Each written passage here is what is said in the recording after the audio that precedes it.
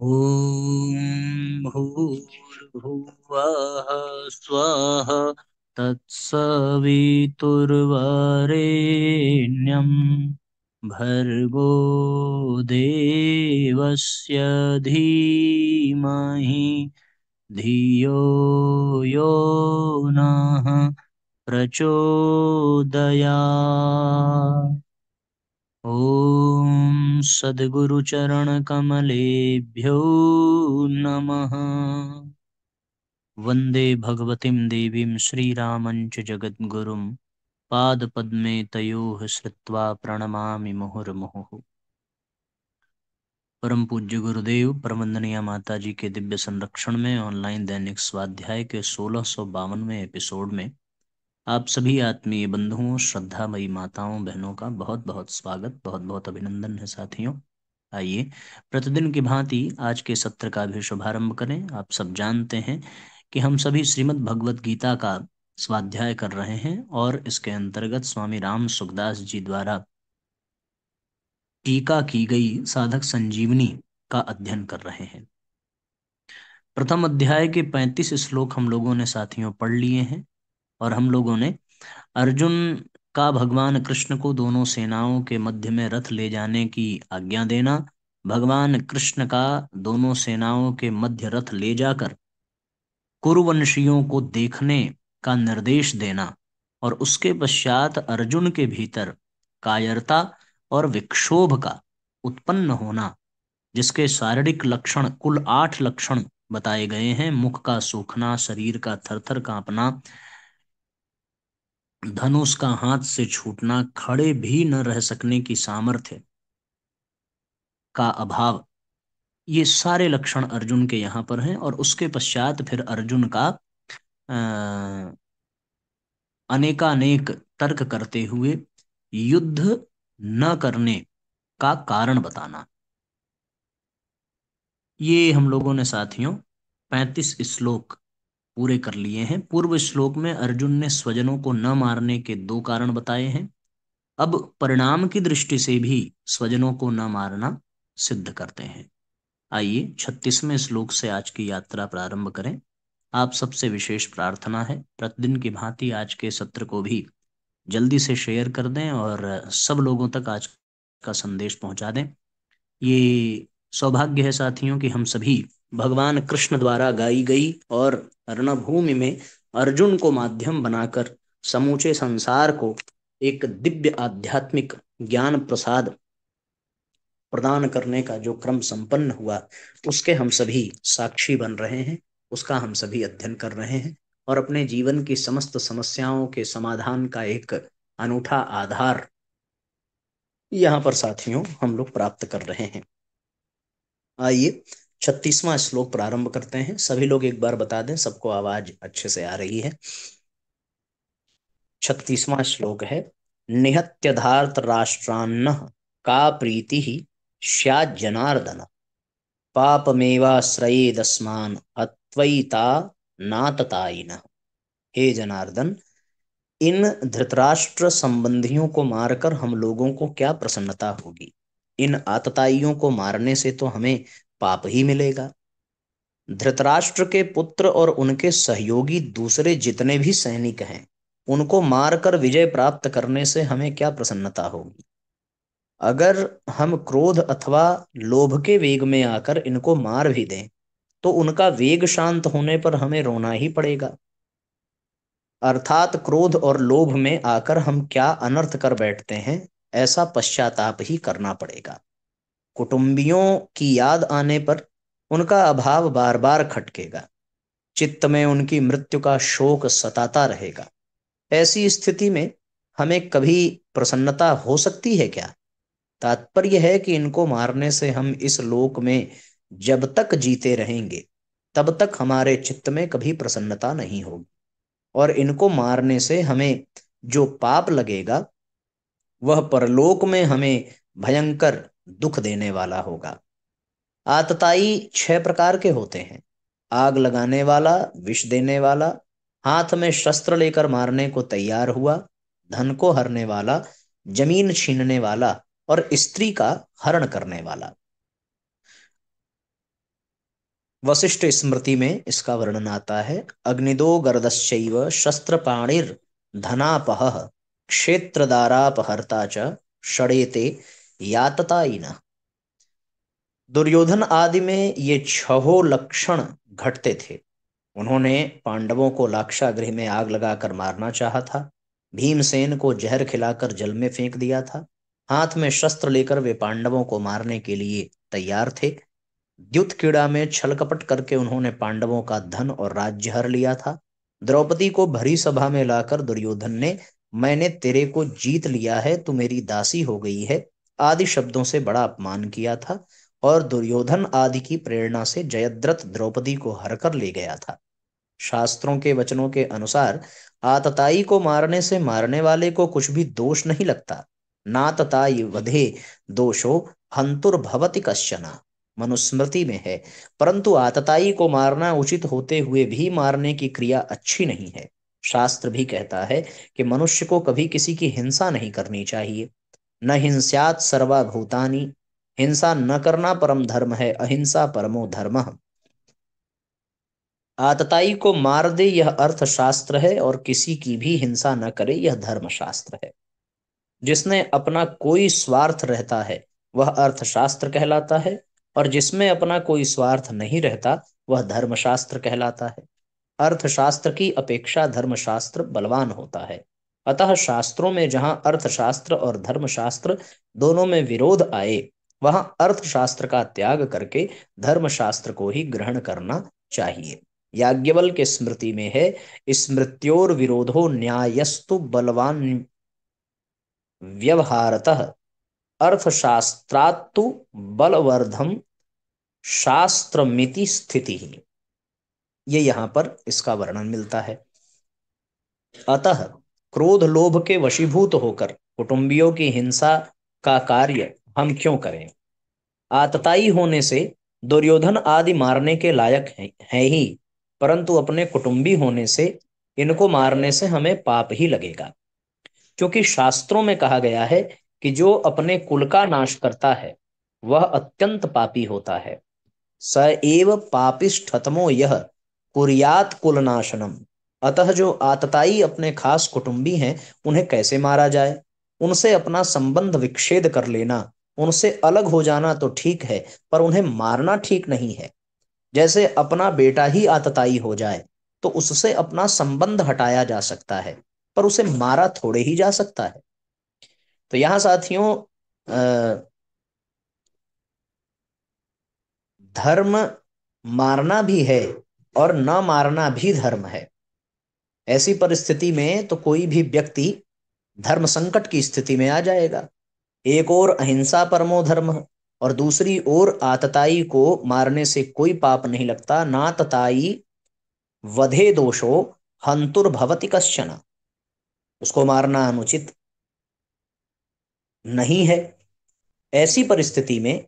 और दूसरा ये है कि यदि अपने कुल का ही कोई नाश करने वाला अत्यंत पापी है, तो शास्त्रों में कहा गया है कि अपने खास कुटुंबी हो उनको कैसे मारा जाए। एव पापिष्ठतमो यह कुर्यात कुल नाशनम, तो उनसे संबंध विच्छेद किया जाए, न कि उनको मारा जाए। पूर्व श्लोक में युद्ध का दुष्परिणाम बताकर अब अर्जुन युद्ध करने का सर्वथा अनौचित्य बताते हैं। ये अर्जुन ने कितना सुंदर तर्क और कितनी विद्वत्ता के साथ अपनी बातें भगवान के समक्ष रखी हैं। तस्मान नारहा वयम हंतु धार्त्र राष्ट्रान स्वबांधवान स्वजनम ही कथम हत्वा सुखिनः श्याम माधव। इसलिए अपने बांधव इन धृतराष्ट्र संबंधियों को मारने के लिए हम योग्य नहीं हैं, क्योंकि हे माधव, अपने कुटुंबियों को मारकर कैसे सुखी होंगे।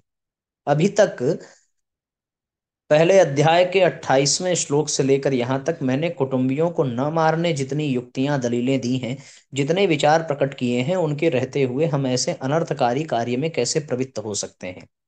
अपने बांधव इन धृतराष्ट्र संबंधियों को मारने का कार्य हमारे लिए सर्वथा ही अयोग्य है, अनुचित है। हम जैसे अच्छे पुरुष ऐसा अनुचित कार्य कर ही कैसे सकते हैं। स्वजनम ही कथम हत्वा सुखिनः श्याम माधव। हे माधव, इन कुटुंबियों के मरने की आशंका से ही बड़ा दुख हो रहा है, संताप हो रहा है। तो फिर क्रोध तथा लोभ के वशीभूत होकर हम इनको मार भी दें तो कितना दुख होगा।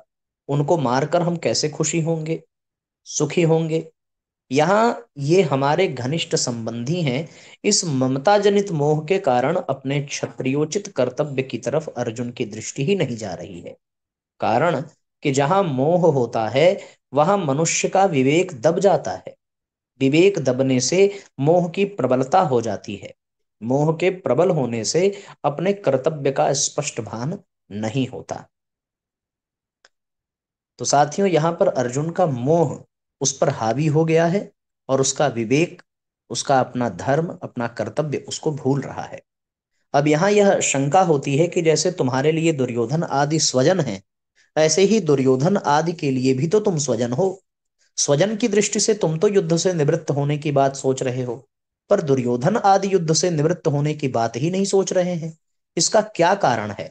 इसका उत्तर अर्जुन आगे के 2 श्लोक में देते हैं। अर्जुन से प्रश्न नहीं पूछा गया है, फिर भी अर्जुन अपनी बात अभी आगे रखते हैं।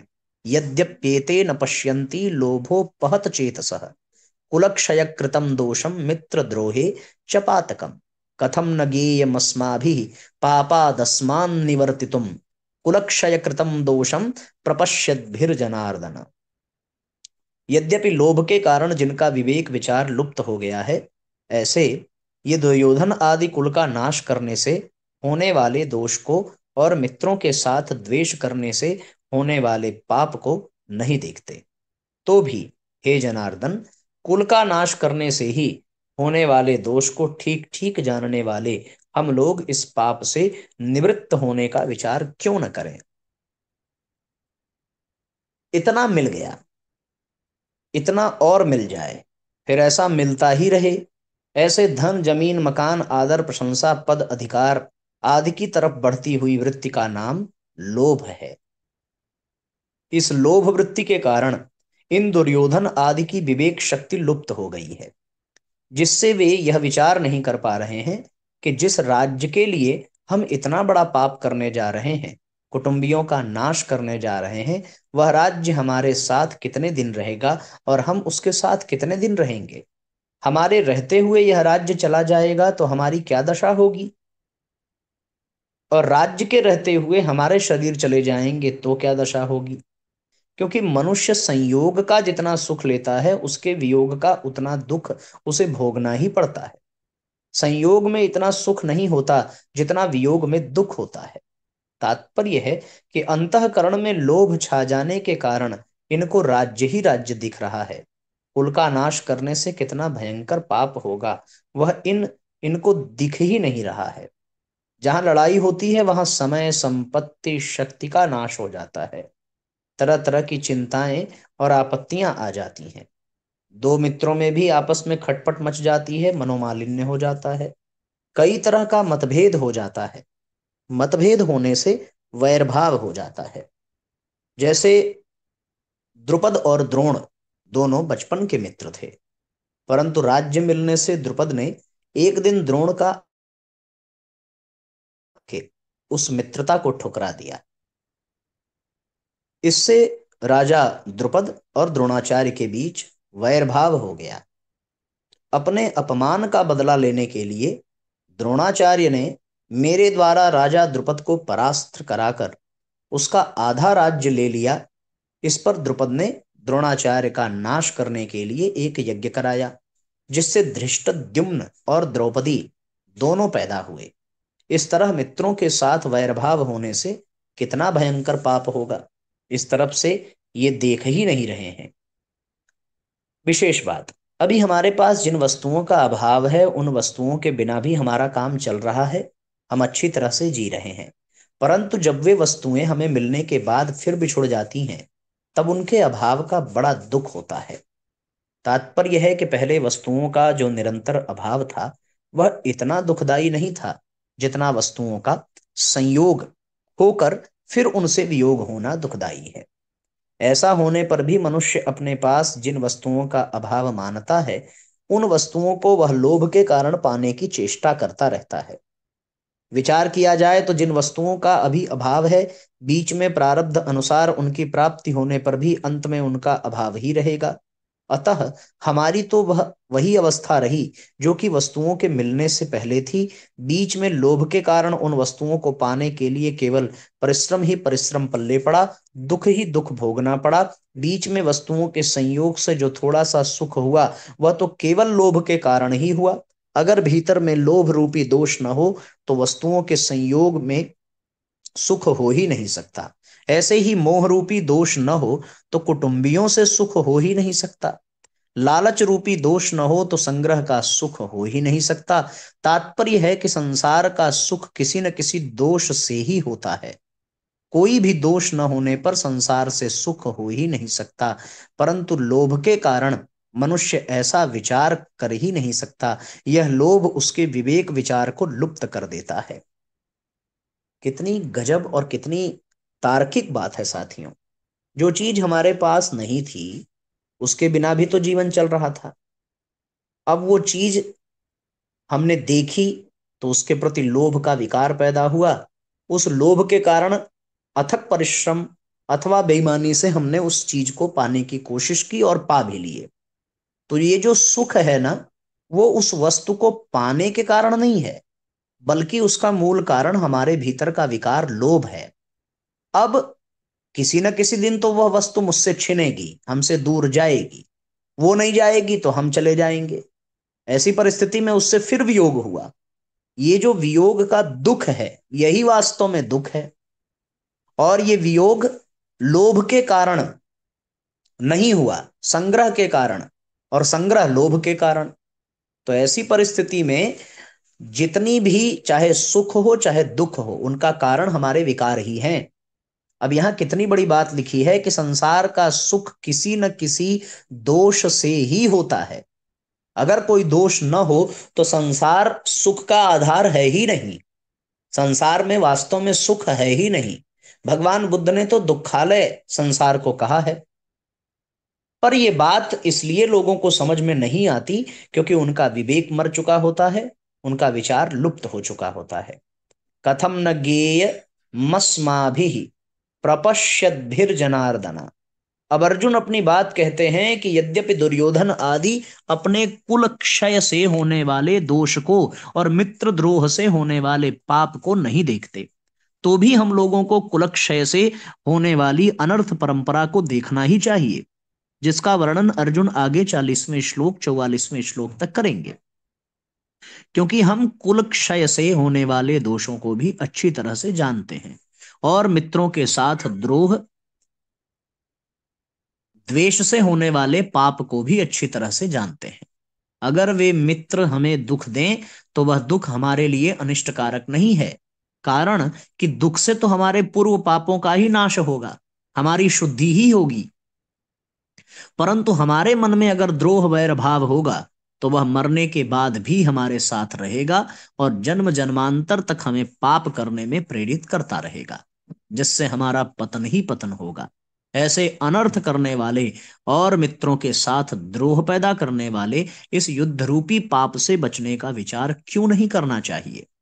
अर्थात विचार करके हमें इस पाप से जरूर ही बचना चाहिए। यहां अर्जुन की दृष्टि दुर्योधन आदि के लोभ की तरफ ही तो जा रही है, पर वे खुद कौटुंबिक स्नेह में आबद्ध होकर बोल रहे हैं। इस तरफ उनकी दृष्टि नहीं जा रही है। यानी लोभ और मोह दोनों का चक्र है।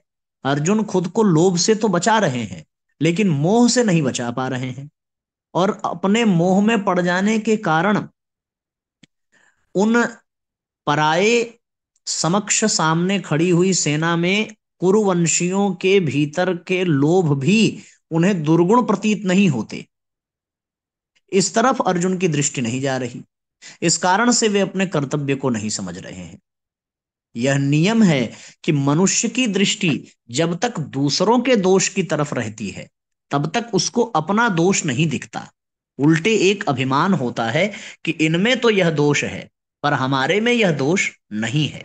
ऐसी अवस्था में वह यह सोच ही नहीं सकता कि अगर इनमें कोई दोष है तो हमारे में भी कोई दूसरा दोष हो सकता है। दूसरा दोष यदि न भी हो तो भी दूसरों का दोष देखना यह दोष तो है ही। दूसरों का दोष देखना एवं अपने में अच्छाई का अभिमान करना, ये दोनों दोष साथ में ही रहते हैं। अर्जुन को भी दुर्योधन आदि में दोष दिख रहे हैं और अपने में अच्छाई का अभिमान हो रहा है। अच्छाई के अभिमान की छाया में मात्र दोष रहते हैं, इसलिए उनको अपने में मोह रूपी दोष नहीं दिख रहा है। बड़ा आनंददायक प्रसंग है साथियों आज का। कितना सुंदर तरीके से व्याख्या की है स्वामी जी ने यहाँ पर हम सब के लिए, कि लोभ और मोह के विषय में उन्होंने बताया है। अर्जुन लोभ से ऊपर उठ रहा है पर मोह से नहीं। अपना दोष इसलिए दिख रहा है क्योंकि उसका ध्यान दुर्योधन आदि के दोषों पर है। दुर्योधन का लोभ दिखाई देता है पर स्वयं का मोह दिखाई नहीं पड़ता। दुर्योधन के लोभी होने के बावजूद भी अर्जुन उसको मारना नहीं चाहता। क्यों? क्योंकि अर्जुन स्वयं मोह से घिरा हुआ है। तो कितनी गजब की बात यह है कि यहाँ पर लोभ और मोह का बड़ा सुंदर चित्रण सामने हम सबके साथियों रखा गया है, कि मोह के कारण ही ये अर्जुन भी भ्रमित हो रहा है, मोह के कारण ही अर्जुन भी दुखी हो रहा है, और लोभ के कारण जो है वो दुर्योधन को लोभी समझ रहा है, और इसलिए लोभी समझते हुए भी वो दुर्योधन आदि कौरवों का विनाश नहीं करना चाहता। ये गजब की बात है। कुल का क्षय करने से होने वाले जिन दोषों को हम जानते हैं, वे दोष कौन से हैं? उन दोषों की परंपरा आगे के 5 श्लोकों में बताते हैं। अगला जो है साथियों 40वां श्लोक है। 40, 41, 42, 43, 44, 45, 46 और 47, ये 7 श्लोक शेष रह जाते हैं। इन 7 श्लोकों को अगर हम आज प्रारंभ करते हैं तो अधूरा छोड़ना पड़ेगा, इसलिए हम लोग साथियों 40वें श्लोक से कल की यात्रा करेंगे। फिलहाल यहाँ पर हम लोग लोभ और मोह के विषय में अच्छे से समझ चुके हैं। किसी के मन में यदि कोई जिज्ञासा हो तो चैट बॉक्स में जरूर लिख देंगे। गायत्री मंत्र हमारे साथ साथ बोलने की कृपा करें। ओम भूर्भुवः स्वः तत्सवितुर्वरेण्यं भर्गो देवस्य धीमहि धियो यो नः प्रचोदयात्। सभी आत्मीय बंधुओं को बहुत बहुत प्रणाम। सबका मंगल हो साथियों। आज का स्वाध्याय 24 मिनट का ही है। क्योंकि रिकॉर्डेड वीडियो है, इस नाते हम लोग यहाँ पर स्वाध्याय को 24 मिनट ही कर रहे हैं। प्रारंभ में सबका नाम लेने और सबसे बातचीत करने में भी कुछ समय चला जाता है, तो मूलतः स्वाध्याय 25-30 मिनट का ही होता है। इस दृष्टि से स्वाध्याय का समय पूरे न्याय के साथ पूर्ण हो रहा है। ठीक ना? 40वें श्लोक से हम लोग कल पढ़ेंगे। सबका मंगल हो। जय राम जी की। शुभ रात्रि।